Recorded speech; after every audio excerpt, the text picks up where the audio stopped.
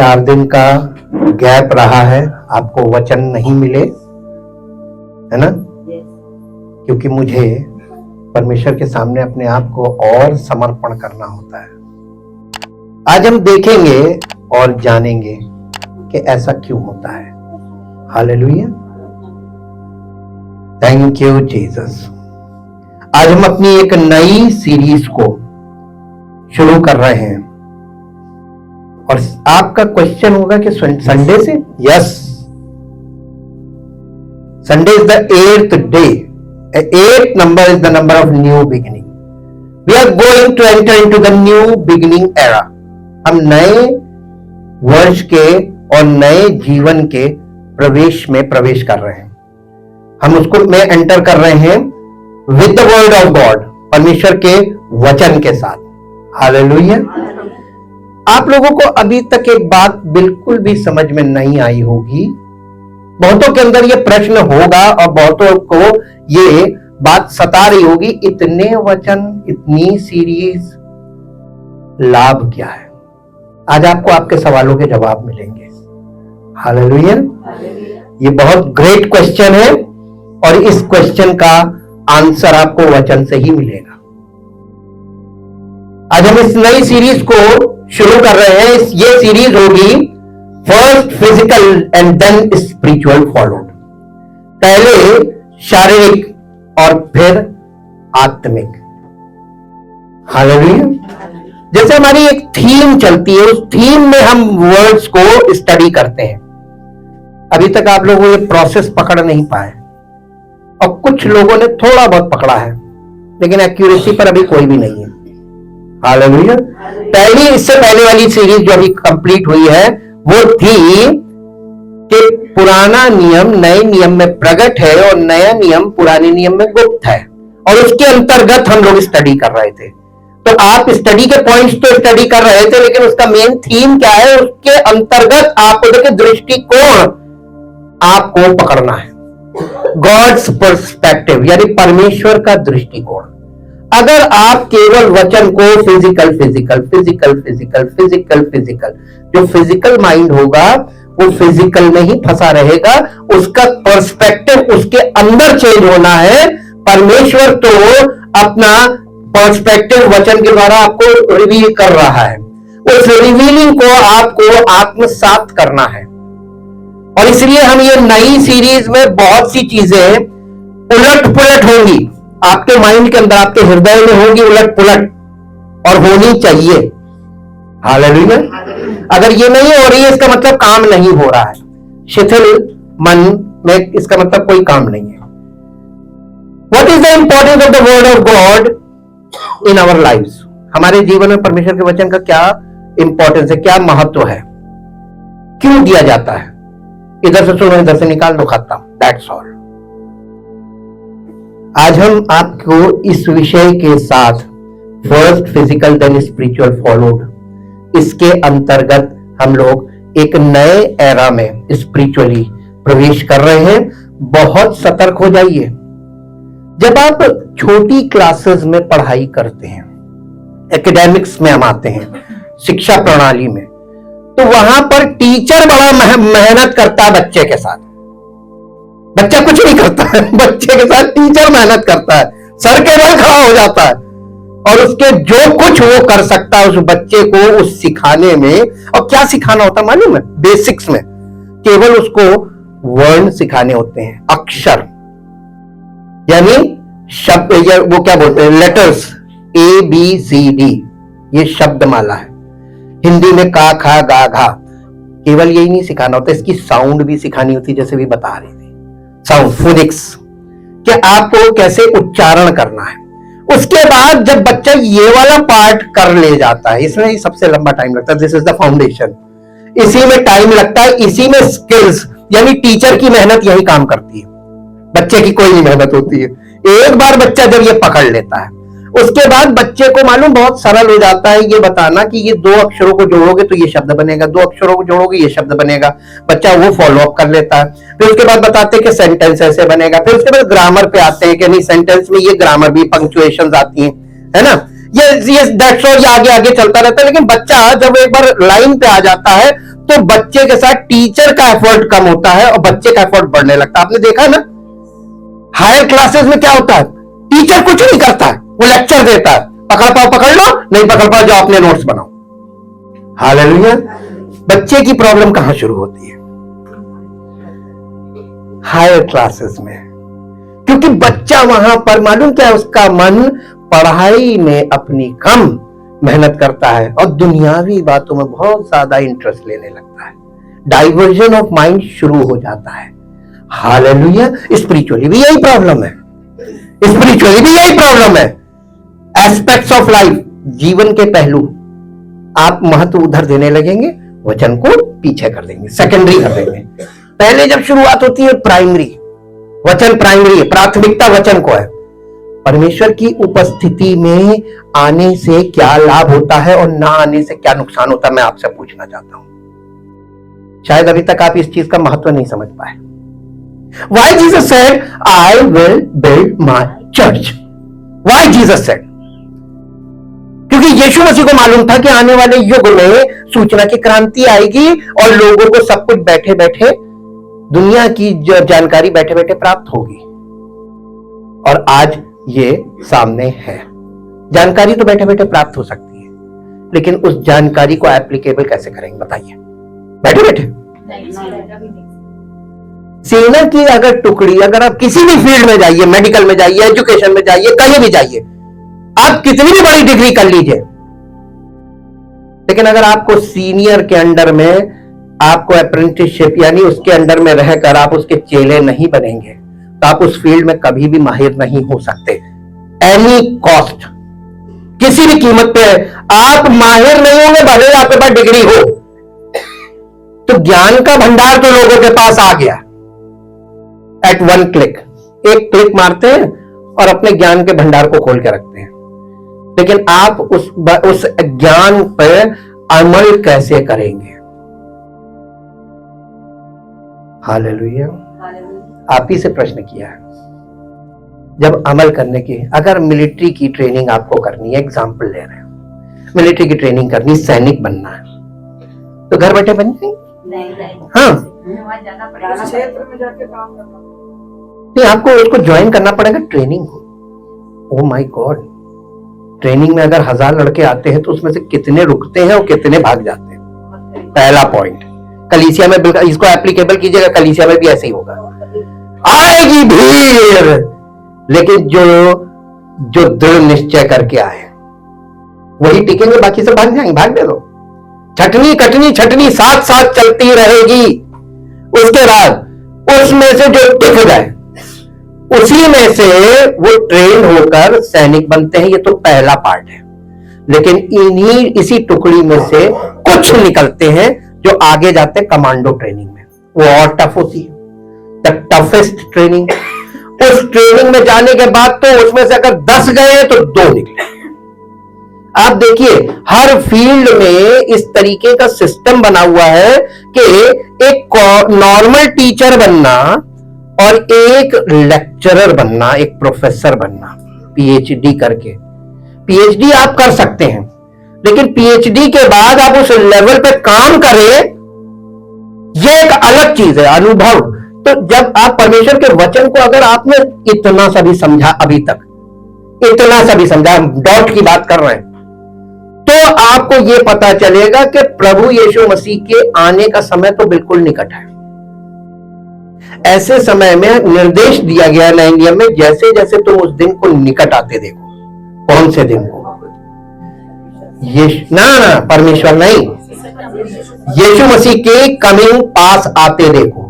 अब यीशु मसीह के कमिंग के 2 पार्ट होंगे। वो आ रहा है कलीसिया को रिसीव करने, जिसको उसने कहा था I will build my church, उस कलीसिया को रिसीव करने आ रहा है। पहली बात। दूसरी बात, ये कलीसिया के लिए है, उस सच्ची कलीसिया के लिए जो परमेश्वर के वचन पे आधारित अपने आप को संयमित करे हुए इस युग में बहुत मुश्किल है। और दूसरा उसका पहलू है कि वो संसार का न्याय करने आ रहा है। The day of judgment and the day of second coming is the same day, एक साथ होगा। अब आप ये बताइए कि आप कहां पे स्टैंड करते हैं? आप कहां स्टैंड करते हैं स्पिरिचुअली? फिजिकली नहीं बोल रहे। आपकी स्टैंडिंग क्या है, फिजिकली नहीं, स्पिरिचुअली। अब आप ये देखिए कि उसने क्राइटेरिया रखा है कि मैं प्रत्येक को उसके विश्वास के अनुसार प्रतिफल दूंगा। सन्नाटा ही बता रहा कि आपको ये वचन नहीं मालूम, जबकि बहुत लोग कहते विश्वास के नहीं, मैं प्रत्येक को उसके कार्य के अनुसार प्रतिफल दूंगा, यह लिखा है, विश्वास के साथ अनुसार नहीं लिखा है। अब आप आ जाइए विश्वास पे। पूरी दुनिया में सब लोग कहते हैं हम विश्वासी हैं, हम विश्वासी हैं। अरे पूरी दुनिया विश्वासी है, और यहां तक कि दुष्टात्माएं भी विश्वासी हैं, वो भी विश्वास करती हैं। लेकिन आपका विश्वास और दुष्टात्मा का विश्वास क्या सेम है? आप कौन से विश्वासी हैं? जब हम कहते हैं हम मसीही विश्वासी हैं, जब हम ये मानते हैं कि हम मसीही विश्वासी हैं, तब एक पॉइंट खुल के आता है, तो मसीह कहां है? तुम्हारी जिंदगी में मसीह कहां है? अगर तुम्हारे जीवन में मसीह नहीं है तो तुम मसीही नहीं हो। और दुनिया में लोग ये कहते हैं हम विश्वासी हैं, तो पूरी दुनिया विश्वासी है और दुष्टात्माएं भी विश्वासी हैं। आपका विश्वास और दुष्टात्मा के विश्वास में अंतर बता दीजिए। इसीलिए उसने विश्वास को परिमाण यानी उसको आधार नहीं बनाया न्याय का, उसने न्याय का आधार क्या बनाया? मैं प्रत्येक को उसके तो काम क्या कर रहे हो तुम? विश्वासी तो हो, तुम काम क्या कर रहे हो? हम अपना काम कर रहे हैं, हम विश्वासी हैं। Very good. वो आके देखेगा तुमने क्या किया, उसके अनुसार तुमको एक्सेप्ट करेगा, नहीं तो रिजेक्ट करेगा। अब यहां पर ब्लैंक है, ब्लाइंडनेस है, सबको नहीं मालूम। इसलिए हम इस सीरीज में, हम ये पॉइंट्स बोल रहे हैं, हम इस सीरीज में फिजिकल और स्पिरिचुअल के बीच डिफरेंसेस को देखेंगे। और हमारी लाइफ में दो पार्ट है, फिजिकल प्लस स्पिरिचुअल। बिना फिजिकल के स्पिरिचुअल हो नहीं सकता, क्योंकि बिना देह के आत्मा नहीं हो सकती। तो समर्पण किसको करना है? आपको अपनी आत्मा का नहीं, अपनी देह का करना है। और देह के अंदर है हृदय, जो मेन है फिजिकल और स्पिरिचुअल के बीच वाला पॉइंट। यही आपका फिजिकल साइड चला जाए तो फिजिकल लाइफ, यही आपका स्पिरिचुअल साइड चला जाए स्पिरिचुअल लाइफ। अब आज का जो हमारा विषय शुरू होगा, उसका सेंटर पॉइंट होगा हार्ट ऑफ मैन। मेरे साथ एक पद निकाल के पढ़िए जो आपको मिलेगा, व्यवस्था विवरण उसका 11 अध्याय उसका 13 और 14 पद पढ़ दीजिए। व्यवस्था में क्या लिखा हुआ है? व्यवस्था विवरण की पुस्तक उसका 11 अध्याय उसका, और यदि तुम मेरी आज्ञाओं को जो आज मैं तुम्हें सुनाता हूं, क्या करो? परमेश्वर की आज्ञाओं को ध्यान से सुनकर, ध्यान से सुनो नहीं लिखा है, ध्यान से सुनकर अपना संपूर्ण मन और सारे प्राण के साथ अपने परमेश्वर यहोवा से, ओ माय गॉड, ये तो हृदय में पैदा होता है प्रेम। परमेश्वर के प्रति प्रेम कहां पैदा होगा? हृदय में, शरीर में तो नहीं होगा। हृदय के, शरीर के अंदर जो मुख्य भाग है वो हृदय है। हृदय फिजिकल पार्ट भी है और स्पिरिचुअल पार्ट भी है। ठीक, हमारे हृदय से ही हम आध्यात्मिक होते हैं और आत्मिक होते हैं और शारीरिक होते हैं जी। पर परमेश्वर की आज्ञाओं को सुनकर, और जब हमारे हृदय में परमेश्वर के लिए प्रेम जाग जाता है, ये बॉर्न अगेन है, हम जाग गए, हमारी आत्मा जाग गई, परमेश्वर के प्रति हमारा प्रेम जाग गया जी। प्रेम रखो और उसकी सेवा करते रहो, तो मैं तुम्हारे के कंडीशन, तो मैं तुम्हारे देश में बरसात के आदि और अंत दोनों समयों की वर्षा को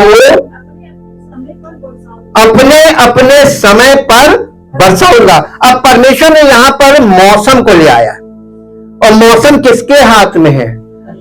कौन सी सरकार? सुपर पावर के हाथ में भी नहीं, वो भी मौसम की मार खा रहा है। और अंत के दिनों में मौसम को आप देखिए, प्रकृति का जो पहला परिवर्तन आपको दिखाई दे रहा है वो है जलवायु परिवर्तन। अरे ये जलवायु परिवर्तन आपके लिए फायदेमंद हो जाएगा अगर आपका हृदय परिवर्तन हो जाए। तो जलवायु परिवर्तन का आपको नुकसान नहीं है। ये जलवायु परिवर्तन का कारण ही है मनुष्य का हृदय गलत दिशा में मुड़ गया।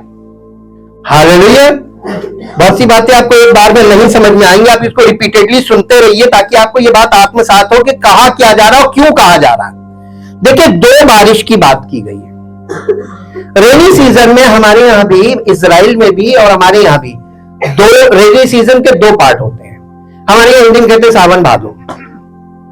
बहुत आसानी से लोग इन चीजों को बोल देते हैं, पौराणिक दिमाग से बोलते हैं और कहते हैं ये सावन का महीना ही भादो का महीना है, लेकिन उसका महत्व नहीं मालूम। इसका महत्व सीधे से खेती से जुड़ा हुआ है, खेती से है, बहुत इंपॉर्टेंट है। मेरे साथ एक पद निकालिए जो आपको मिलेगा यशायाह नबी की पुस्तक, उसका 55 अध्याय, the book of Isaiah chapter 55 verse 10 and 11, 10 और 11 पद। पूरा फोकस रखिएगा वचन पे। जी, जिस प्रकार से वर्षा और हिम आकाश से गिरते हैं और वहां यूं ही लौट नहीं जाते, बल्कि भूमि कहां पड़ती है? वर्षा और हिम का पड़ना कहां पर होता है? भूमि पर। बहुत ध्यान रखिएगा, 2 चीजें, मौसम और भूमि। जी, भूमि पर पड़कर उपज उपजाते हैं, जिससे बोने वाले को बीज मिलता है और खाने वाले को। इसके मतलब यानी 2 कैटेगरी हो जाती है। भूमि से जो पैदा होता है उसमें 2 कैटेगरी है। एक जो बोने वाला है किसान, उसको बीज मिलता है, और खाने वाले को आपको क्या चाहिए? रोटी। लेकिन बोने वाले को क्या चाहिए? अरे दोनों जरूरी। अगर बीज नहीं होगा तो दोबारा रोटी नहीं मिलेगी। तो खाने वाले लोग आज के युग में खरीद के खाते हैं ना, इसलिए उनको मौसम से कोई मतलब नहीं। आए बारिश ना आए, हमको तो जाना, पैसे से खरीद के लाना, खा लेना। अकाल की स्थिति का मतलब मालूम है क्या? घटी, अनाज घटना। अनाज घटने का मतलब महंगाई, यानी आपकी प्रोडक्टिविटी घटी तो दाम बढ़ गए, क्योंकि खपत ज्यादा है और आवक कम है, यानी उसमें अवेलेबिलिटी वो कम हो गई। ये महंगाई है। महंगाई को बहुत अच्छे से समझिएगा, महंगाई का कारण भी समझिएगा। अंत के दिनों में परमेश्वर की भविष्यवाणी में लिखा है कि अकाल पड़ेगा, जगह जगह अकाल पड़ेंगे, भूकंप होंगे और महंगाई बढ़ जाएगी, बहुत बढ़ती जाएगी। कोई सरकार दुनिया की महंगाई को काबू नहीं कर पाएगी। कारण क्यों? बताइए। परमेश्वर के हाथ में क्या है? मौसम। जलवायु परिवर्तन सबको मालूम है, ग्लोबल वार्मिंग सबको मालूम है, पढ़े लिखे लोग हैं। लेकिन आपके देश में अब आप कहेंगे कि इसमें हमारा योगदान क्या? अरे एक आदमी अगर 10 पेड़ लगाए तो उसने अपना योगदान दे दिया। उसको 100 पेड़ की जरूरत नहीं, 10 ही बहुत है। आप 10 न लगाइए, 2 लगा लीजिए।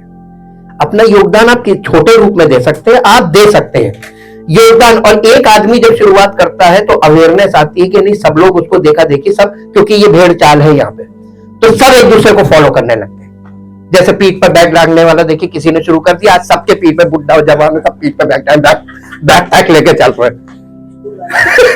ये कॉपी कैट है सब, एक दूसरे को देखकर कैसे। तो आप अगर परमेश्वर की योजना में चलना शुरू करेंगे तभी तो दूसरा व्यक्ति आपको फॉलो करेगा। आप उसको बैठ कर समझाते रहिए, देखो ऐसा है, बहुत कठिन है, बहुत कड़क है, अरे ऐसे प्रभु ग्रहण नहीं करता। अरे कड़क तो है, लेकिन परमेश्वर का वचन आपको क्या बता रहा है? हृदय आपका क्यों नहीं परिवर्तित हो रहा है? वो वचन आपके हृदय को मुलायम करने के लिए ढेर सारा वचन दिया जा रहा है। अभी आप पॉइंट पे आ जाएंगे। जी आगे पढ़िए। इसी प्रकार से परमेश्वर का spoken word is just like a rain. बारिश कैसे होती है? बारिश कैसे होती है? बूंद बूंद बूंद बूंद। बारिश 2 प्रकार की है। बारिश का मौसम 2 भागों में डिवाइडेड है। पहली बारिश जो होती है जिसे कहते हैं फॉर्मल रेन। फॉर्मल रेन होती है हमेशा तेज, बहुत तेज बारिश होती है। अभी मौसम आने वाला, आप देख लीजिएगा, लर्न कीजिएगा देखकर कि जो शुरुआती बारिश होती है गर्मी के बाद, जब बारिश का मौसम शुरू हो जाता है तो आपने देखा होगा काली घटा छा जाती है, आंधी और यानी थंडर स्टॉर्म होता है, खूब बिजली कड़कती है, भर भर भर भर हो और खूब तेज बारिश होती है, फास्ट रेन होती है, यानी प्रेशर के साथ बारिश होती है। ये बारिश क्यों होती प्रेशर के साथ? हाँ, मिट्टी को, भूमि को मुलायम करने के लिए, ताकि हल जोता जाए। बिना मुलायम किए हल नहीं जोता जा सकता। हालेलुया। तो इसका मतलब परमेश्वर को खेती में एक सारी चीजें आज वैज्ञानिक तौर पर करने की कोशिश तो की जा रही है, ये सफल होगी नहीं। पूछिए क्यों? आप केमिकल से जमीन खराब कर रहे हैं, आधुनिकता खराब कर रही है और परमेश्वर से निर्भरता लोगों की हटा रही है। यह है आधुनिक युग। लेकिन परमेश्वर कहता है तुम अपनी करो, मैं अपनी करूंगा, मैं तुम्हारी टेक्नोलॉजी को ना फेल कर दूं, मेरा नाम परमेश्वर नहीं। और इसीलिए नए नियम में लिखा है, अंत के दिनों में मैं बुद्धिमानों की बुद्धि को व्यर्थ कर दूंगा, प्रवीणों की प्रवीणता जाती रहेगी। अब आप ये बताइए, प्रवीण बनकर आप विश्वासी बन सकते हैं, मसीही बन सकते हैं? नहीं बन सकते ना। कोई ऐसा चीज इजाद कर ले कि हमें परमेश्वर की उपस्थिति का अनुभव अपने स्थान पे मिल जाए, ये परमेश्वर की विधि के खिलाफ है। और आजकल लोग ये इस तरीके की टीचिंग्स कर रहे हैं। इंडिविजुअल एंटिटी विश्वासी नहीं है, याद रखिए, अकॉर्डिंग टू द बाइबल। यही इस सीरीज में सब पॉइंट क्लियर होंगे अगर आप ध्यान से वचन को सुनेंगे, आत्मसात कीजिए। हृदय के लिए यह हृदय रूपी भूमि ना, ये इतनी सख्त है कि इतनी ढेर सारे वचन, बारिश हुई है खूब जबरदस्त वचन की, लेकिन जिंदगी के हृदय में कोई परिवर्तन नहीं, मुलायम नहीं हुआ। मुलायम हो जाना चाहिए था। क्यों? अरे मैं ये क्या कर रहा हूं? मैं परमेश्वर को मानता हूं, मैं तो मसीह को मानता हूं और मसीह मेरे जीवन का आधार है, लेकिन मैं अपने जीवन में कैसे निर्णय ले रहा हूं, मैं क्या कर रहा हूं? मुलायम नहीं हुई। जोतो, बिना जोते, जब तक पहली बारिश होती है ना, ये पहली बारिश खत्म हो गई, अब हम लोग सेकेंड रेन में जा रहे हैं, लेटर रेन। लेटर रेन का काम क्या है? पहली बारिश होती है मिट्टी को मुलायम करने के लिए, भूमि को मुलायम करने के लिए, ताकि जुताई हो, और जुताई के बाद बीज बोया जाए। उसके बाद बीज जब बो दिया जाता, फिर उसके बाद आती लेटर रेन। लेटर रेन आपने देखा होगा, जो सावन भादो की बारिश है वो फुहारों वाली होती है, रिमझिम रिमझिम। ये होती है उस बीज को पानी देकर उसको फलवन करने के, उपजाऊ बनाने के लिए। हृदय रूपी भूमि उपजाऊ हो, इसके लिए लेटर रेन है। और परमेश्वर ने बिल्कुल व्यवस्थित ढंग से रखा है। अगर परमेश्वर के वचन के आधार पर खेती को किया जाए, साल में 6 साल के बाद 1 साल के लिए भूमि को छोड़ दो, कोई नहीं छोड़ता, सब जोते रहते जोते रहते जोते रहते, और उसमें केमिकल डाल डाल के उसकी भूमि की दशा बिगाड़ दी।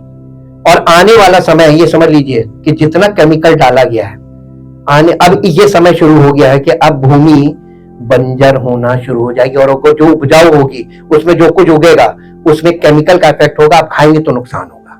आज आपको हर खाने की चीज से नुकसान है। हालेलुया। ग्लूटेन आजकल क्यों सरकार कह रही है, ये देखिए इस चीज से जुड़ा हुआ है।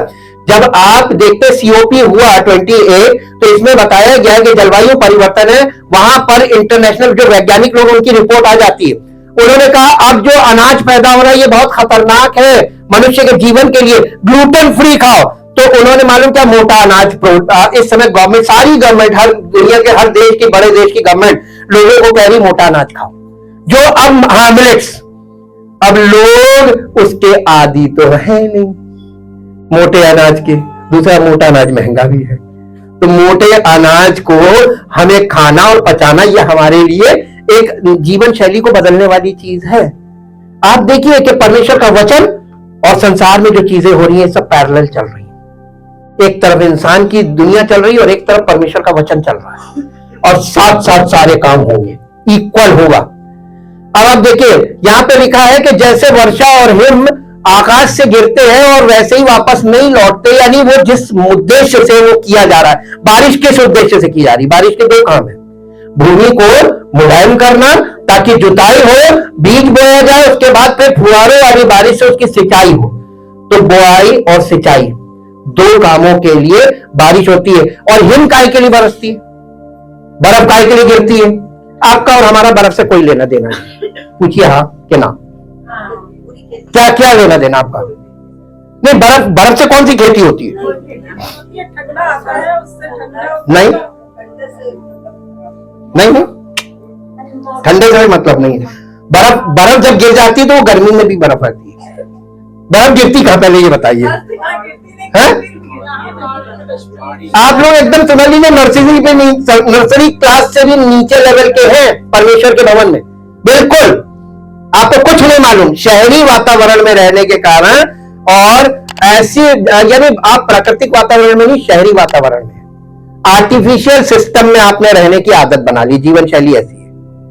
आपको जाड़ा बहुत लगता है, लेकिन बर्फ का गिरना क्यों जरूरी है? नहीं, जाड़े में बर्फ गिरती है, बर्फ से जाड़ा नहीं आता है। जाड़े में बर्फ गिरती है और हवा चलती है तो वो बर्फीली हवा आती है, उसी को शीतलहर बोलते हैं। बर्फ गिरती कहाँ है? पहाड़ी इलाकों में, पहाड़ों पे। अब ये बताइए नदियां कहां से निकलती हैं? तीन नदी आती कहां से? ये जो बर्फ गिरती है और जमा हो जाती है, वहां से रिस के जो पानी निकलता है उसी को नदी बोलते हैं। हालेलुया। ये वो पानी है जो हम पी सकते हैं, लिविंग वाटर। अब आप देखिए, यीशु मसीह ने उस स्त्री से कहा था कि जो जल मैं तुझे दूंगा वो तेरे अंदर एक सोता बन जाएगा और अनंत जीवन के लिए मैंने तेरे हृदय से जीवन के जल की नदियां बह निकलेंगी। हृदय वो स्थान है जहां से जीवन के जल की नदियां, ये नदियों का मतलब क्या है? जहां जहां आप जब वचन बोल रहे हैं, स्पोकन वर्ड, ये जितनी दूर तक ये वचन जाएगा और जो कोई इस वचन में भाग लेगा उसमें जीवन आएगा, आत्मिक जीवन। आत्मिक जीवन आत्मिक जल पर निर्भर करता है, और आत्मिक जल निकलता कहां से? हृदय से। हालेलुया। तो मनुष्य का हृदय जीवन के जल की नदी, ये सेवक के लिए। लेकिन मनुष्य का हृदय जीवन के जल से भरा हो, ये इंडिविजुअल के लिए भी जरूरी है। मसीह की देह में जितने भी अंग हैं, उन सब का हृदय जीवन के जल का सोता कब बनेगा? जब ये वचन अंदर जाकर ड्रिलिंग होगी, तो वचन खूब तेज गिरना चाहिए और वचन का प्रभाव आपके हृदय में बहुत तेजी से होना चाहिए। लेकिन आपको देखिए, हमारा और परमेश्वर का अनुभव एक सा है कि इतने पत्थर दिल लोग हैं कि वचन की बारिश पर बारिश, बारिश पर बारिश, ये जो फॉर्मर रेन है, पहली बारिश, इस बारिश में भी लोगों का हृदय जो होना चाहिए था वो नहीं हुआ, इफेक्ट नहीं हुआ। और परमेश्वर का वचन इस बात के लिए बार बार बता रहा है कि वर्षा और हिम जब आते हैं तो वो मकसद से आते हैं। परमेश्वर का मकसद क्या है? हिम, हमने आपको बताया ना, हिम से क्या है? जब आपके जीवन में वो वचन कलेक्ट हो जाएगा और वो धीरे धीरे धीरे धीरे धीरे धीरे पार्ट्स में निकलेगा, ये जीवन के जल की नदी है। एक पार्ट हो गया। दूसरा, बारिश के दो भाग है। तेज बारिश इसलिए हो रही, धनाधन धनाधन धनाधन धनाधन धनाधन, सीरीज पर सीरीज, और पार्ट पर पार्ट डेली, एकदम एक दिन का भी मौका नहीं है, ताकि आपके जीवन में इतनी ताबड़तोड़ बारिश हो वचन की कि आपकी हृदय रूपी भूमि मुलायम पड़ जाए और फिर जुताई हो। जुताई का मतलब आपको उसमें रीसेटलिंग करनी है कि नहीं, अब हमको इसको अपने हृदय को ऐसा कर दीजिए कि परमेश्वर का वचन रूपी बीज हमारे हृदय में जाए और फलवंत हो। एक पद और निकालिए जो आपको मिलेगा, जकरिया नबी की पुस्तक, उसका 10 अध्याय, उसका पहला पद, द बुक ऑफ जकरिया। ये माइनर प्रॉफिट है और माइनर प्रॉफिट्स ने एंड टाइम के लिए और न्यू टेस्टामेंट के विषय में बहुत सी भविष्यवाणी की। जकरिया 10 अध्याय पहला पद, बरसात के अंत में है, बरसात के अंत में, इसका मतलब पहली बारिश खत्म हो जाए और आपने जुताई कर ली और बीज बोया, उसके बाद क्या करो? क्यों?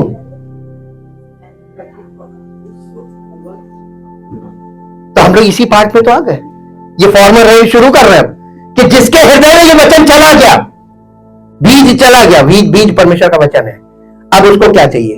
लैटर रेन, रिमझिम वाली, यानी सिंचाई वाली बारिश। हालेलुया। उस बरसात के अंत में यहोवा से वर्षा मांगो, यहोवा से जो बिजली चमकाता है, और वो उनको वर्षा देगा हरेक के खेत में, हरेक के खेत में, हरेक के हृदय में, हरेक के हरेक का खेत। इसीलिए यिर्मयाह ने उसने कहा था अपनी पड़ती भूमि को जोतो। तुम्हारी पड़ती भूमि यानी अपने हृदय को तुम सही करो, दूसरों को करेक्ट करना छोड़ दो ना, तभी तो उनको परमेश्वर की आशीष नहीं मिलेगी। पर आप जो लोग अपने मन में उनको ठीक लगता वो करते हैं, ये गलत है परमेश्वर के सामने। Correct yourself. वचन इतना बारिश के समान आ रहा है आपके लिए, तो वो आपको इंडिविजुअली मिल रहा है कि नहीं मिल रहा है? तो आपकी भूमि पड़ती भूमि पर वो जाना चाहिए कि नहीं जाना चाहिए? मुलायम होनी चाहिए कि नहीं होनी चाहिए? लॉजिकल चीजें हैं और नहीं हो रही, नहीं हो रही। और कुछ लोगों को भ्रमित करने लगते हैं। ये बस फिजिकल और स्पिरिचुअल का अंतर होता है। और चूंकि कोई व्यक्ति स्पिरिचुअली फुली डेवलप्ड नहीं है, इतना मेच्योर नहीं है, इतना अंडरस्टैंडिंग उसकी क्लियर नहीं है, तो वो बहुत जल्दी भ्रमित हो भी जाता अकॉर्डिंग टू हिज नेचर, स्वभाव के कारण।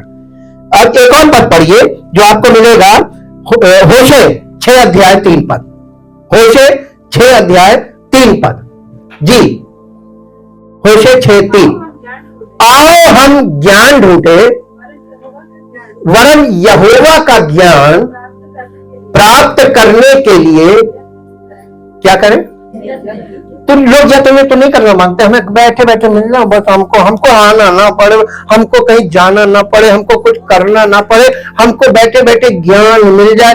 ज्ञान बैठे बैठे मिल तो जाएगा, लेकिन ज्ञान अपने कार्यों से सिद्ध होता है। जब तक तुम कुछ करोगे नहीं, तुम्हारा ज्ञान सिद्ध नहीं होगा। हाँ, यहोवा का ज्ञान फिजिकल के स्पिरिचुअल। आओ हम ज्ञान ढूंढे, और केवल ढूंढना नहीं है। इसीलिए यीशु मसीह ने कहा था कि मांगो तो पाओगे, ढूंढोगे तो मिलेगा, और खटखटाओगे तो। ये यत्न को दिखा रहा है, यत्न को दिखा रहा। काहे के विषय में बोल रहा था? ये होली स्पिरिट के विषय में बोल रहा था कि होली स्पिरिट तुमको ऐसे आसानी से घर बैठे नहीं मिलेगा। अब आपको ये वाला पॉइंट भी इसमें इस सीरीज में क्लियर होगा, पानी की तरह क्लियर हो जाएगा जी। क्योंकि यहोवा का, देखिए इसको कंपेयर कैसे किया गया, क्योंकि यहोवा का प्रकट होना भोर का सा निश्चित है। वो यहोवा जब प्रकट होगा तो कैसे होगा? वर्षा की नाई। आपको एक चीज याद दिलाते, वो वर्षा की नाई, इसको पूरा कर लीजिए। किसके ऊपर? कलीसिया के ऊपर वर्षा की नाई आएगा। ये पता कैसे चलेगा? आपको मैं एक सीन दिखाता हूं, मेरे साथ आइए। प्रेरितों काम 2 अध्याय, प्रेरितों काम 2 अध्याय पहले पद से पढ़िए। देखिए सीन देखिएगा वहां पे। और एकाएक आकाश से बड़ी आंधी की सी, ये फॉर्मर रेन को दिखा रहा है। जब बारिश आती है शुरुआत में, जिसे आषाढ़ का महीना भी कहते हैं, है ना, जब शुरुआत होती है बारिश, आंधी आती है कि नहीं आती है?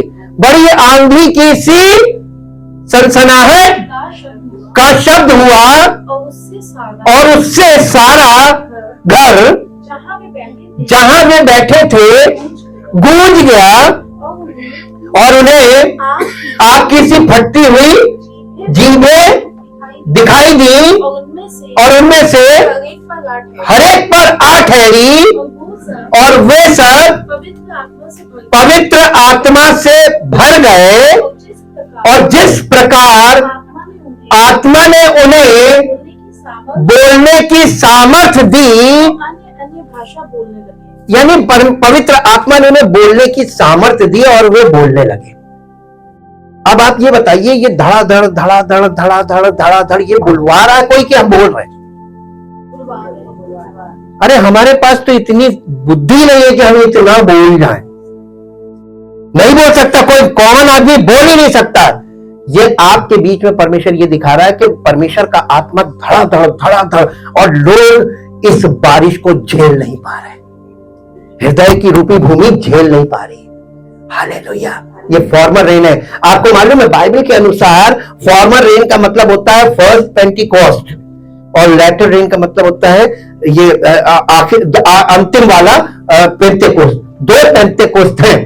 पहले पेंटेकोस्ट पे जो परमेश्वर की आत्मा ने बोलना शुरू किया, आखिरी पेंटेकोस्ट पे ये कंप्लीट हो जाएगा। उसके बाद ये वाला युग खत्म, क्योंकि उसके आने का समय हो रहा है। इसलिए पवित्र आत्मा बीज बोने का काम कर रहा है, और ये बारिश है, ये बारिश की तरह होगा। आप इसको थोड़ा सा फिर बैक जाके देखिए, नूह के समय में जल प्रलय को देखिए। जिस बारिश से जल के सारे सोते खुल गए थे, और जल ही जीवन है, इस फॉर्मूले को लगा के देखिए तो लोगों की जिंदगी कैसी थी। वो अपनी जिंदगी में ही डूब रहे थे, अपने जीवन शैली में ही मर रहे थे। लेकिन नूह और उसका परिवार किसी एक विशेष चीज में जो परमेश्वर ने तैयार की थी उसमें सुरक्षित थे, और उसके साथ जितने जीव जंतु थे वो सब सुरक्षित थे। परमेश्वर ये दिखा रहा था कि कलीसिया में मैं लोगों को कलीसिया में कैसे सुरक्षित करूंगा अंतिम दिनों में, और कैसे संसार के लोग अपनी जीवन शैली में मरेंगे। हालेलुया। तो आप क्या संसारिक जीवन में रहकर, कलीसिया से अलग रहकर आप बच सकते हैं? एग्जाम्पल्स के द्वारा परमेश्वर ने सब पिक्चर्स रखी हुई। हम पिक्चर मैसेजेस आपको दिखा रहे हैं बार बार। देखो आपको, आपका हृदय जब तक आत्मिक बातों को देखने लायक नहीं होगा तब तक आप आत्मिक बातों को अंडरस्टैंड नहीं कर पाएंगे। आपके सामने होगा। इसीलिए यीशु मसीह अपने समय के लोगों से कह रहा था, तुम देखते हुए नहीं देखते और सुनते हुए नहीं सुनते और नहीं समझते, इसलिए तुम्हारे पास से ये चीजें चली जाएंगी। तुम्हारे सामने सब कुछ होता रहेगा, तुम्हें कुछ बूझेगा नहीं, और तुम सबके बीच में रहते रहते नष्ट हो जाओगे। और यहां तक लिखा है कि सभा और मंडली में भी लोग जुड़े तो रहेंगे, लेकिन वचन को फॉलो ना करने के कारण, अंडरस्टैंड ना करने के कारण वो उसके बाद भी उनका विनाश हो जाएगा। लिखा हुआ नीति वचन में लिखा है। एक पद और निकालिए जो आपको मिलेगा, याकूब की पत्री, नए नियम में, इब्रानियों के बाद याकूब की पत्री, उसका 5 अध्याय, याकूब की पत्री 5 अध्याय, उसका 7 और 8 पद पढ़ दीजिए। सो हे भाइयों, कब तक? प्रभु के आगमन तक क्या करो? अरे हमें तो कल तक का धीरज नहीं है, हमें तो 1 साल का भी धीरज नहीं। हम तो तुरंत निर्णय करते हैं, हम नहीं, या नहीं करेंगे, वो करेंगे। आप इतनी फास्ट करते हैं। फिजिकल में यही तो प्रॉब्लम है। प्रभु के आगमन तक धीरज धरो। अब फिर देखिए कंपेयर कैसे किया गया है। देखो, अब देखिए, देखना है आपको, हृदय से अपने देखना है। देखो, गृहस्थ पृथ्वी के बहुमूल्य फल की आशा रखता हुआ प्रथम और अंतिम वर्षा तक होने तक, कब तक? पहली बारिश तो सिर्फ मिट्टी मुलायम करने के लिए होती है ना। बहुत से लोग पहली बारिश में ही भाग जाएंगे। जुताई होनी थी, अपने हृदय को जोतेंगे नहीं, और जब जोतेंगे नहीं तो बीज, वचन रूपी बीज बोया नहीं जाएगा। जब बोएंगे नहीं तो उगेगा क्या? नहीं, कैसे नहीं? कुछ नहीं। जमीन में अपने आप उगता है, जो जमीन में भरा होता वही उगता है। आपके हृदय में जो भरा वही उगेगा। बारिश तो हो रही है, बारिश के मौसम में किसान जो बोता है अपने खेत में, वहां पे वो उगता है। और जंगल में क्या उगता है? तो उगता तो बारिश में उगता तो कुछ सब कुछ है। तो हृदय 2 प्रकार का है। जिस हृदय में वचन बोया गया वहां पर वचन का पेड़ यानी जीवन का वृक्ष लगेगा, और जहां पर कुछ नहीं बोया गया, जुताई हुई नहीं, बीज बोया नहीं, अंदर मुलायम नहीं हुई, मिट्टी मुलायम हुई, आपने जुताई नहीं की और बीज नहीं अंदर गया, परमेश्वर का वचन हृदय में अंदर नहीं गया, तो आप में बारिश में क्या उगेगा? तो आइए चलिए देख लेते हैं परमेश्वर का वचन इस विषय में क्या कहता है। इब्रानियों की पत्री उसका 6 अध्याय, इब्रानियों की पत्री उसका 6 अध्याय उसका 7 और 8 पद पढ़ दीजिए। क्योंकि जो भूमि वर्षा के पानी को जो उस पर बार बार पड़ता है, कब तक आपको डेली मिलता है कि नहीं मिलता है? बार बार ये वर्षा आपके ऊपर वचन रूपी वर्षा हो रही है ना, क्योंकि स्पोकन वर्ड इसलिए ये जल बन गया। स्पोकन वर्ड जल होता हमेशा, याद रखिए, रिटन वर्ड जल नहीं है, स्पोकन वर्ड जल है। आपको स्पोकन वर्ड मिल रहा है कि नहीं मिल रहा है? ये वर्षा हो रही है आपके ऊपर कि नहीं हो रही? हृदय पर लेकिन आपके हृदय में जो परिवर्तन नहीं हो रहा है उसको यहां पे समझ लीजिए। वर्षा का पानी पी पीकर जो उस पर बार बार पड़ता रहता है, उन लोगों के लिए, जिन लोगों के लिए वो ज्योति बोई जाती है, उनके काम का साग पात नहीं उग जाती है, साग पात उग जाती है। वो परमेश्वर से आशीष पाते, कौन सी भूमि? जो साग पात उग जाती है। यानी लोगों के मतलब की चीज जब आपके हृदय से निकलने लगेगी। मसीह जीवन को समझिएगा, ये रिचुअल्स वाला जीवन नहीं है, ये झूठी मसीहत है। इसमें मत फंसिए चक्कर में। वहां पर आपको बड़ी महिमा दिखाई देगी, वहां पे आपको फिजिकल रेस्ट बहुत मिलेगा। कुछ ना करना, अरे हम हैं आपके लिए प्रेयर करने, हम आपके घर आके प्रार्थना करेंगे। परमेश्वर ने, आप आरंभ से देख लीजिए व्यवस्था में, इजरायलियों से कहा था साल में 3 बार प्रत्येक को मेरी उपस्थिति में आना है। परमेश्वर अपनी जगह नहीं छोड़ता है, लोगों को उसके पास आना पड़ता है। इसीलिए नीति में, उसमें यिर्मयाह में लिखा है, हे लोगों जल के पास आओ, सोते के पास आओ। आज उल्टा हो गया, आज कुआं घर घर जा रहा है। ये इलेक्ट्रॉनिक युग है ना, कुआं घर घर। हम आए हैं कुआं लेके आपके लिए, उन्हीं घर में कुआं घर। पहले लोग धान कुटाने जाते थे ना, अभी धान की मशीन घर हाँ हो रही है, जा रही है। हम गलत थोड़ी ना बोल रहे, प्रिंसिपल बोल रहे हैं, उसको आप कहीं भी लागू करके देखिए, सब घर घर हो रहा है। राशन लेने नहीं जा सकते, आपके घर आ रहा है, हमारी गाड़ी आपके घर पे राशन आ रहा है, आप तो सब कुछ घर पे है। हालेलुया। लेकिन परमेश्वर अपनी जगह वैसे ही है, कभी ना बदलने वाला। परमेश्वर नहीं बदला, युग बदल गया। अब इस युग के लोगों को परमेश्वर के लिए बदलना, ये टफ पॉइंट हो गया। हालेलुया। आपको हर परिस्थिति में निकलना है। अब मालूम है, वो लोग देखिए, आपको सीखना हो कैसे हिम्मत लेनी। हम भी हैं आप ही की जगह इसी संसार में, हम दूसरों से हिम्मत लेते हैं। हम लोग जा रहे थे, एक कितना बुढ़ा आदमी है, रात में, अभी जब बहुत कड़ी ठंड पड़ रही थी, बहुत बुढ़ा था, रिक्शा चला के जा रहा है। हमने कहा देखो ग्लोरिया, इसको देखो, इसकी हिम्मत देखो। और परमेश्वर जब इस स्थिति में लोग होते हैं तो उम्र भी नहीं काम करती है, वो अपना काम करते हैं, और ये इनका जीवन है। हालेलुया। हमने इस पे दया नहीं खाई, हमको ये अच्छा लगा कि इस उम्र में भी अगर ये करना पड़ रहा है, तो ये इस बात के लिए प्रेरणा है हमारे लिए कि हमको भी हर उम्र में हर परिस्थिति को कैसे फेस करना चाहिए।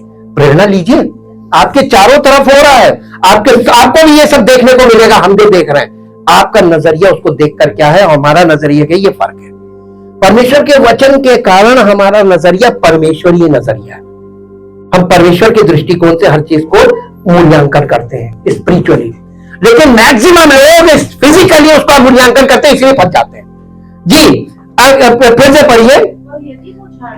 पर देखिए, वर्षा का पानी जो उस पर बार बार पड़ता है, जिस भूमि पर वर्षा का पानी बार बार पड़ता है और वो उसमें पी पी कर जिन लोगों के लिए वो ज्योति बोई जाती है, उनके काम का साग पात उग जाती है, वो परमेश्वर से कितने लोग आशीष पाना चाहते हैं। मुद्दे की बात आ जाए, परमेश्वर आशीष मालूम है, आशीष कैसे देता है, लर्न, सीखिए। आशीष कैसे मिलेगी, कैसे मिलेगी? प्रार्थना करने से नहीं, तुम्हारे हृदय को परमेश्वर के वचन से भरो और परमेश्वर की इच्छाओं के अनुसार जीवन बिताना शुरू करो। अपने सारे निर्णय परमेश्वर के अनुसार अपने जीवन को व्यवस्थित करो। देखो, तुम्हें ब्लेसिंग पर ब्लेसिंग, ब्लेसिंग पर ब्लेसिंग, ब्लेसिंग पर ब्लेसिंग ना मिले तो कह देना। किसान अगर खेती कर रहा है और उसके खेत में उसने गेहूं बोया टॉप क्वालिटी, और जब फसल काटने का ही तो वहां झाड़ी और रूट कटारे, कैसा लगेगा उसको? ये कैसे हो गया? ये इम्पॉसिबल है, ये वैज्ञानिक व्यक्ति से भी इम्पॉसिबल है। बीज क्या बोया था? गेहूं का सबसे अव्वल दाना बोया था, तो ये झाड़ी रूट कटाना हो ही नहीं सकता। जो बोल गए तो आपने क्या बोया अपने हृदय रूपी भूमि में? क्वेश्चन जी। पर यदि वही भूमि झाड़ी और ऊंट कटारे उगाती है तो निकम्मी और श्रापित होने पर है। यानी हम खुद ही, हमारा हृदय हमको श्रापित बनाता है, हमारे जीवन को श्रापित बनाता है, और हम श्रापित बनते हैं तो हमारे परिवार के सब लोग श्रापित हो जाते हैं। हालेलुया। क्योंकि डीएनए काम करता है। जो माँ बाप करते हैं, जैसा माँ बाप की जीवन शैली होती है वैसी बच्चों की जीवन शैली होती है, और जैसी बच्चों की जीवन शैली होती है उनके बच्चों की भी, पूरी की पूरी जनरेशन श्रापित जी। और उसका अंत जलाया जाना है। आपके हृदय रूपी भूमि में क्या उग रहा है और क्या उगना चाहिए? इतना वचन की बारिश के बाद हृदय को मुलायम होना चाहिए था, और वचन रूपी बीज आपके हृदय में जाना चाहिए था। लेकिन जुताई, जब आप परमेश्वर के वचन की बारिश हो रही है, ये बारिश इसलिए हो रही है कि भूमि को मुलायम कर रही है, आपके हृदय को मुलायम कर रहा है, ताकि आप अपने जीवन में करेक्शंस करो और सही मार्गदर्शन के लिए परमेश्वर की उपस्थिति में निकल कर आना शुरू करो। ये हृदय की जुताई है, और जुताई होगी, उसके बाद बीज पड़ेगा, और उसके बाद जो दूसरी लैटर रेन है वो शुरू हो जाएगी आपके जीवन में। अब लैटर रेन वाले पार्ट में हम आए हैं, इसलिए आप ध्यान दीजिए कि आपके जीवन, आपके हृदय में अभी क्या उग रहा है। होशे की पुस्तक 10 अध्याय का 12 पद। होशे नबी की पुस्तक 10 अध्याय का 12 पद। होशे 10 चैप्टर 10 वर्स 12 जी। होशे अपने लिए धर्म का बीज बो, तब करुणा के अनुसार खेत काटने पाओगे। अपनी पड़ती भूमि को, यानी अपने हृदय को जोतो। देखो, अभी यहोवा के पीछे हो लेने का समय है कि वो आए और तुम्हारे ऊपर अब उद्धार की बारिश के लिए तैयार हो जाइए, क्योंकि वार्मर रेन ने आपके हृदय को मुलायम करने के लिए इतना दिया है। अब जो पीछे रह गए वो पीछे वाले पार्ट्स में जाकर रिवीजन करें, क्या छूट गया, और फिर इस पार्ट में कनेक्ट हो कि अब हमारे जीवन में क्या शुरू होना चाहिए। हालेलुया। फॉर्मर रेन खत्म, लेटर रेन शुरू। परमेश्वर का काम अपने समय से चलता रहता है, और ये दुनिया भी टाइम से आगे बढ़ती है। जो लोग पीछे रह जाते हैं, शिक्षा में पीछे रह गए, अब उनकी जिम्मेदारी के खुद अपने आप को प्रिपेयर करो। क्या चीज तुमने छोड़ी है उसको फॉलो अप लो, और एकदम अपने सही यानी उस जगह पे आ जाओ जहां से तुम एकदम साथ साथ चलो। जब तक तुम साथ साथ चलने लायक नहीं हो तो रिवीजन करो, पीछे जाके क्या छूट गया, कहां पे हमने गलत नजरिया लगाया, कौन से पार्ट में हमने किस चीज को गलत अंडरस्टैंड किया। आपको ये सब चीजें, देखिए इसीलिए कहते हैं कि परमेश्वर की उपस्थिति में आने वाले लोग अपडेटेड रहेंगे, और जो नहीं आएंगे, रेगुलर नहीं होंगे, वो आउटडेटेड हो जाएंगे, और जब आउटडेटेड हो जाएंगे तो उनको काउंसलिंग की जरूरत पड़ेगी। परमेश्वर कहता है कि मैंने उसका भी इंतजाम किया है। You can call me at any time. आप मुझसे तय कर सकते हैं, मुझे आपसे डिस्कस करना है। जो पॉइंट्स आपके टफ पॉइंट थे, आपको अंडरस्टैंड नहीं हुए किसी कारणवश, तो आप उसको हमारे साथ बैठकर डिस्कस करें, ताकि आपकी वो समस्या आप उसको हल करके आप आगे बढ़ें। और आगे बढ़ेंगे तो आपका लाभ होगा, और आपका जीवन आशीषों की बारिश आपके जीवन में होगी। परमेश्वर उद्धार बरसा रहा। उद्धार का मतलब होता है छुटकारा। अरे जीवन के हर क्षेत्र में आपके छुटकारा आने लगेगा, बारिश के लाई तर तर तर तर तर तर तर तर। और जो लोग आपको देख रहे हैं ना, वो चकित हो जाएंगे, अरे ये क्या हो रहा है। हालेलुया। आपको केवल वचन को सुनना नहीं है, ध्यान से सुने, और अगर नहीं समझ में आता है आप उसको बार बार, हम कहते हैं, हमसे बात करें। आपने क्या सुना और क्या समझा, और हमने क्या बोला और क्यों बोला, ये यहाँ पे अलाइनमेंट की जरूरत होती है। क्योंकि हम परमेश्वर के दृष्टिकोण में आपको बोल रहे हैं, और आप अपने या किसी और व्यक्ति के दृष्टिकोण में अगर आप उस चीज को रख के देखेंगे तो आप कंफ्यूज हो जाएंगे। Never try to evaluate the word of God with the people of the world. संसारिक लोगों के दिमाग से इस वचन को इवैल्यूएट ना करें।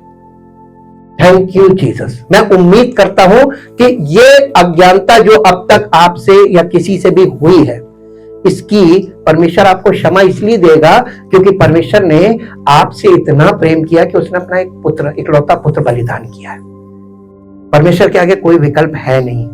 उसने अपना पुत्र बलिदान किया है, और इस बलिदान पर जितने लोग विश्वास करते हैं वो यदि कहीं पर किसी बात में ट्रैप भी हो जाते हैं, फंस भी जाते हैं, तो परमेश्वर आपसे इतना प्यार करता है, जिसने बलिदान किया अपने पुत्र को, वो आपके जीवन में अपना छुटकारा जरूर देगा। क्या आप चाहते हैं कि आपके जीवन में वो छुटकारा आज से शुरू हो जाए? अब आपके जीवन में एक नए जीवन का संचार शुरू हो जाए। आपके हृदय रूपी भूमि में जीवन का वृक्ष खड़ा हो और उसमें आत्मा के फलों का प्रगटीकरण हो जाए। आपका जीवन पवित्र आत्मा के द्वारा प्रकट होने लगे। कितने लोग चाहते हैं ऐसा हो? वो सब अपने स्थान पे खड़े हो जाएं। केवल हाथ नहीं उठाना है, हमें अपने शरीरों को जीवित और पवित्र और परमेश्वर को भावता हुआ बलिदान करके चढ़ाना है। आपको मालूम है यीशु मसीह ने कहा था कि मैं दाख लता हूं और तुम डालियां हो। डाली का मतलब सेवक है, मैं दाख लता हूं। ये दाख लता जो है वो तना है। स्पिरिचुअल कॉन्टेक्स्ट में दाख लता कहते हैं मसीह की देह अर्थात कलीसिया को। कलीसिया दाख लता है, ये मसीह की देह है, और तुम डालियां हो, यानी सेवक एक डाली है, और जो डाली मुझ में है और नहीं फलती, यानी वो डाली जिसके पास आत्मा का फल नहीं है, यानी वो लोग जो उसके द्वारा मसीह के साथ जुड़ रहे हैं। हम मसीह के और लोगों के बीच में कांटेक्ट पॉइंट है। अगर जो लोग मेरे द्वारा यीशु मसीह तक कनेक्ट होते हैं वो फल है, और जो डाली मुझ में नहीं फलती वो काट डालता है, और जो फलती है उसे छांटता है। तो इसका मतलब डाली को वो करेक्ट करता है, सेवक को करेक्ट करता है, सेवक को वचन में बने रहने के लिए वो बराबर काम करता है। तुम बने रहो मुझ में और फल अपने आप आएगा। फल पैदा करने का काम किसका है? परमेश्वर। यही तो ब्लेसिंग है। आपका जीवन आशीषों से भरने जा रहा है। आपका जीवन आत्मिक आशीषों से बारिश होगी, यानी बरकत की बारिश होगी आपके जीवन में, छुटकारे की बारिश होगी आपके जीवन में। और उद्धार का मतलब होता है अनंत छुटकारा। आपके जीवन में अनंत छुटकारे होंगे, ऐसे छुटकारे जो एक बार हो गए दोबारा आपको वो चीज छुएगी नहीं। और इसीलिए उसने कहा था I will build my church and the gates of hell shall not prevail. मैं अपनी कलीसिया बनाऊंगा और अधोलोक के फाटक उस पर प्रबल नहीं होंगे। क्या आप उसकी इस देह का या इस कलीसिया का हिस्सा बनना चाहते हैं? Thank you, thank you, thank you Lord. परम पिता परमेश्वर, हम आपका पवित्र नाम का धन्यवाद करते हैं, आपकी पवित्र सामर्थ का धन्यवाद करते हैं, आपकी उपस्थिति के लिए आपका धन्यवाद करते हैं, और आपसे निवेदन करते हैं पिता परमेश्वर कि हम सब आपके सामने उपस्थित हैं, और पिता का प्रेम, मसीह का अनुग्रह और पवित्र आत्मा की उपस्थिति में आपसे विनती करते हैं कि हम सबके हृदय में प्रभु जहां जो कमी रह गई है, वचन के द्वारा हमारे हृदय को जितना मुलायम होना था, हमारे हृदय को जितना सॉफ्ट होना था, वो सॉफ्ट हुआ कि नहीं हुआ, और नहीं हुआ तो क्यों नहीं हुआ। और पिता परमेश्वर, हृदय को अपनी पड़ती भूमि को जोतना, प्रत्येक व्यक्ति अपने हृदय को जो मुलायम हो चुका वचन से उसको जोते, और उसके अंदर से जो कुछ अंदर जंगली चीजें हैं, जंगली घास है, जंगली बीज है, उन्हें निकाल कर अपनी मिट्टी को, भूमि को साफ करे, ताकि प्रभु आपका वचन हमारे हृदय में जब जाए तो पवित्र आत्मा के द्वारा जब सींचा जाए तो हम सबके जीवन में जीवन का वृक्ष लगे और उसमें आत्मा के फल आए, ताकि आपकी महिमा हो और सारी महिमा आपको मिले। धन्यवाद के साथ हम इस निवेदन को आपके सामने रखते हैं। प्रभु हम सबके जीवन में ऐसा कीजिए ताकि आपकी महिमा प्रकट हो और आपका नाम महिमान्वित होने पाए। सारी महिमा आपको देते हुए इस प्रार्थना को आपके इकलौते पुत्र प्रभु यीशु मसीह के जीवित, पवित्र और समर्थी नाम से मांगते हैं, आमीन।